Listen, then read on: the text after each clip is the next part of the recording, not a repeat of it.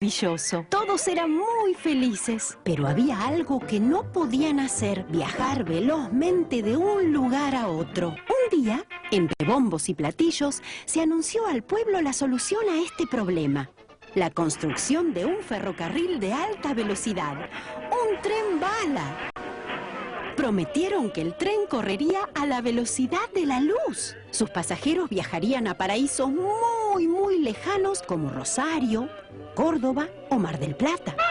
Además, estos trenes serían cómodos, luminosos, con finos restaurantes, atendidos por dispuestos mozos y una bella y cálida música funcional. Pero para que este sueño se concretara, se debía disponer de dinero, bastante dinero, mucho dinero, proveniente de las arcas públicas. Algunos aprobaron la propuesta, deseosos de entrar de una vez por todas al primer mundo. Pero esta idea a algunos no les cayó tan bien. La mayoría de la gente, que usaba todos los días otros trenes más baratos y humildes, comenzó a quejarse. Decían que viajaban amontonados, que los trenes eran de tecnología muy antigua, que eran inseguros,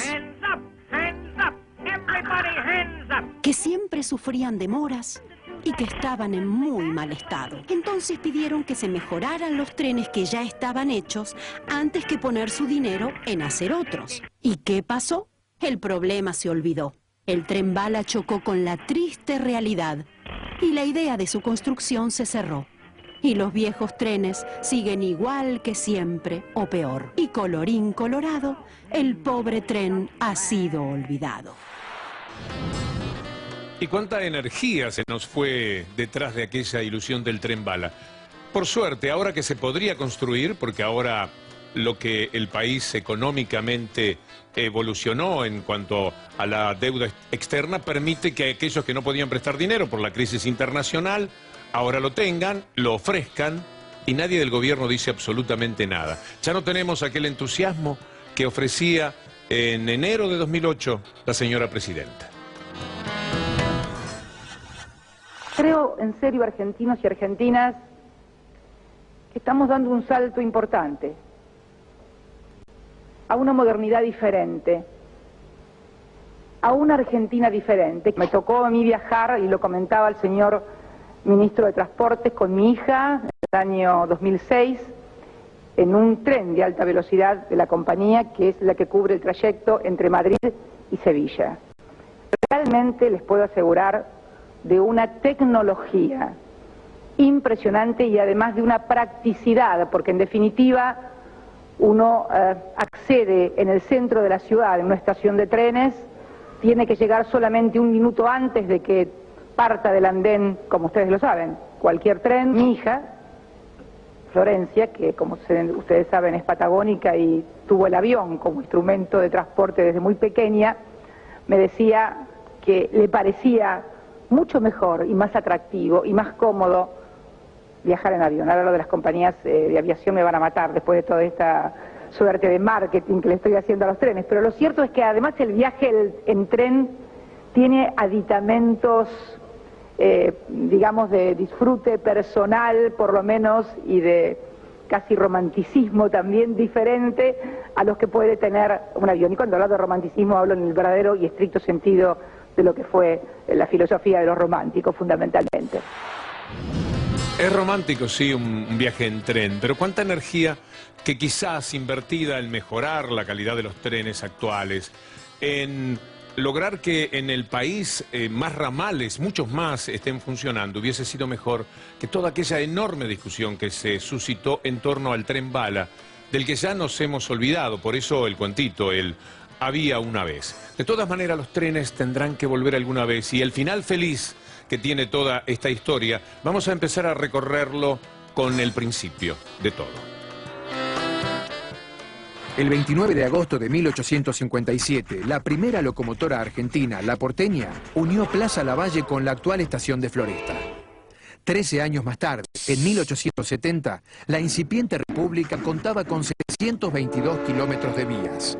El ferrocarril se transformó en un motor de desarrollo. Por donde pasaba, florecían pueblos. Así, en la década del 40, luego de su nacionalización, llegó a ser la red más extensa de América Latina, con 47.000 kilómetros de vías. En julio de 1992, Carlos Menem dispuso suprimir los servicios de ferrocarriles argentinos, dando la opción a las provincias que quisieran retener algún ramal a que lo hicieran.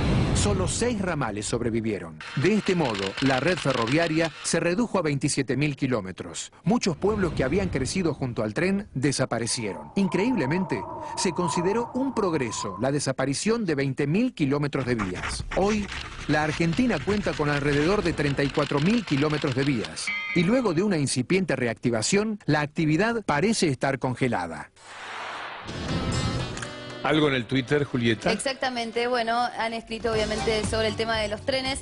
Stolbizer dice, la privatización de los trenes en los 90 implicó pérdidas económicas, sociales y culturales irreparables. Pueblos enteros fueron muriendo y agregó, no pueden hablar del tren bala a quienes viajan desde el conurbano como ganados y pese a lo que el Estado les paga a las empresas. Y Pato Bullrich dice, creo que el tren bala, más que un proyecto, escondía un gran negociado. Necesitamos recuperar trenes para el desarrollo federal.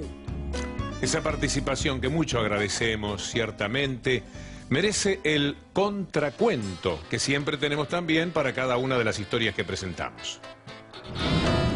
El tren bala es un proyecto faraónico negociado con la Armstrong, ¿no?, que propone la alta velocidad para unir Buenos Aires, Rosario y Córdoba, con un costo que no sé de dónde van a salir los fondos para cubrirlo.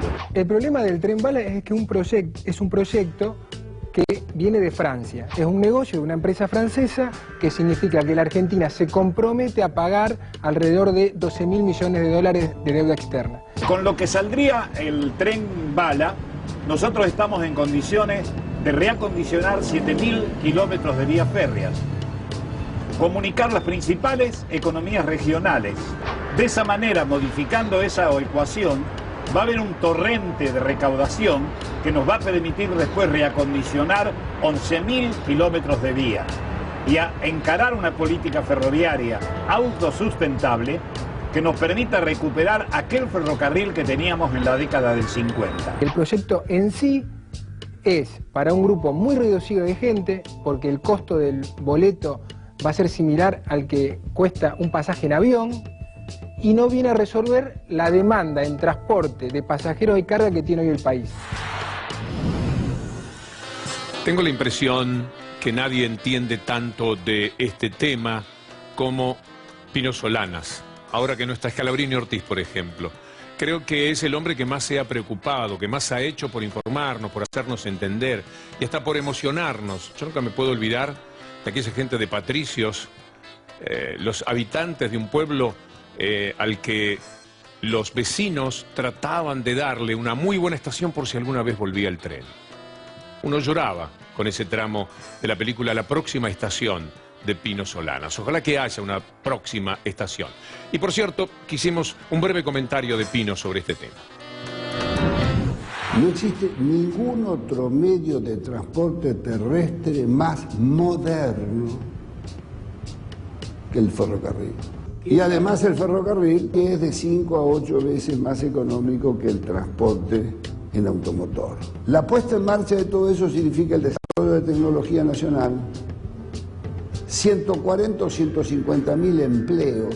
Bueno, el ferrocarril es importante porque es el elemento que puede estimular el desarrollo de las economías provinciales. La verdad, la destrucción del ferrocarril, del cual es responsable toda la dirigencia justicialista, es uno de los actos de mayor ignorancia que se conoce, ignorancia o perversión. Hay que ser muy bruto. Y tenemos una dirigencia que es tan bruta que todavía no la ha reconstruido.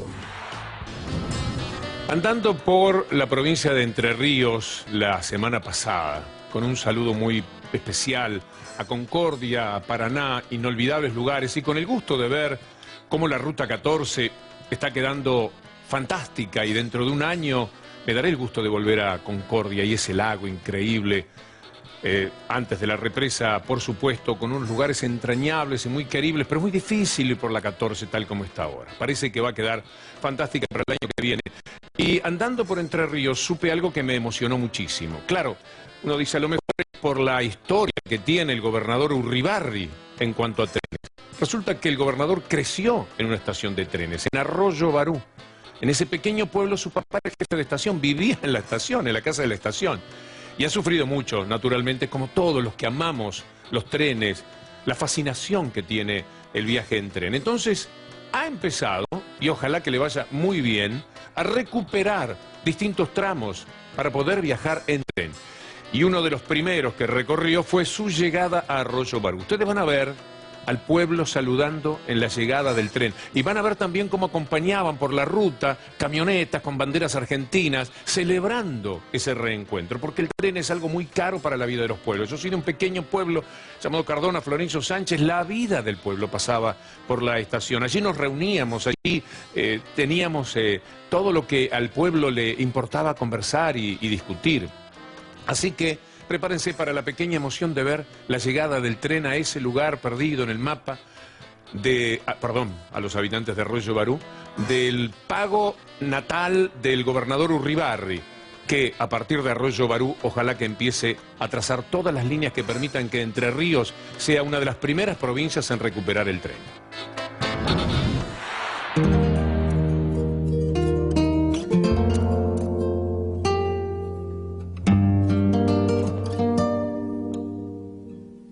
Un momento histórico, estamos arrancando desde Caseros en el viaje que, bueno, viene a reivindicar 30 años de abandono del ramal Caseros-San Salvador.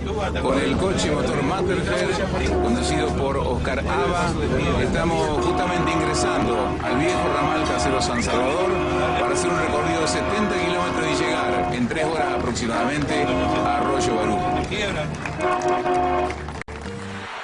Hasta el sonido de la máquina y su anuncio de llegada nos trae un cierto romanticismo. Esperemos y seguiremos, por cierto, en estos temas. Julieta, ¿qué dicen nuestros amigos en el Twitter? Hay muchos twitters. Bueno, Pablo dice, Pato Bullrich dice, estuve hace poco en Jujuy, el primer tren de altura en la Puna de finales del siglo XIX. Recuperar ferrocarril es prioridad. Bueno, Gerardo Rosín se pregunta, el ferrocarril es una de las deudas de este gobierno. ¿Por qué priorizarán los camiones? Una patadita para Moyano y la influencia que tiene Moyano. Debe haber algo de cierto, mientras más camiones anden por las rutas y esto implica mucho más riesgo, mucho más accidentes, mucho más incomodidad, menos trenes harán falta. Habría que buscar algo que concilie estos dos aspectos, los intereses de quienes tienen mucho poder y mucha fuerza. Quizás él puede decir, sí, pero los trenes los sacaron en los 90, no hemos sido nosotros. Pero la recuperación de los trenes, y ni hablar cuando se mencionaba el tren bala, podría tener también alguna prioridad en la búsqueda de la recuperación del tren como tal. Hay uno más. Pato Bullrich dice, Pino merece el reconocimiento por su tenacidad en poner en agenda el tema. Sí, sin duda. Quienes no vieron la próxima estación se han perdido un aporte excepcional al conocimiento del propio país. Me daba mucha pena. Yo la vi como 3 veces porque es una película apasionante, por otra parte. Y yo, 6, 7, 8 personas había algunas veces en los cines, también que uno va de pronto a las 2 de la tarde. Pero el desinterés que a veces hay por nuestras propias cosas llama poderosamente la atención. Tengo 2 tweets más de Stolbizer en este caso. El primero dice, hicieron una puesta en escena para inaugurar talleres ferroviarios solo para la foto. Y el segundo tweet es, el gobierno asegura la rentabilidad a las empresas, pero no controla calidad de servicio ni inversión, dice Margarita. Sí, es verdad. También están aquello de los precios, de lo que cuesta. Yo soy de tomar trenes en cualquier sitio por donde ando y un buen tren costaría un boleto 4 o 5 pesos contra uno que cuesta. Para pagar 4 o 5 pesos un boleto habría que ganar mínimamente 7 o 8 mil pesos, es decir, la relación de las cosas tendría que ser eso. Vayamos a decir a los empresarios que tendríamos necesidad de un sueldo de 7 o 8 mil pesos para que se puedan pagar boletos de 5 pesos a los efectos de tener trenes que se precien de ser mucho más cómodos y mucho más justos. Es todo un tema, por cierto, y no lo vamos a intentar desarrollar esta noche. ¿Algo más de los tweets? Por ahora, esos son los twitters que Estoy tenemos. contento, aprendí a decir los tweets porque yo del tweets, Twitter decía... ¿no? Tweet, Claro. así se dice. Sí, son los tweets. Cada tweet es lo que estamos leyendo de cada uno. ¿Podemos ver un poco del partido de Vélez y River?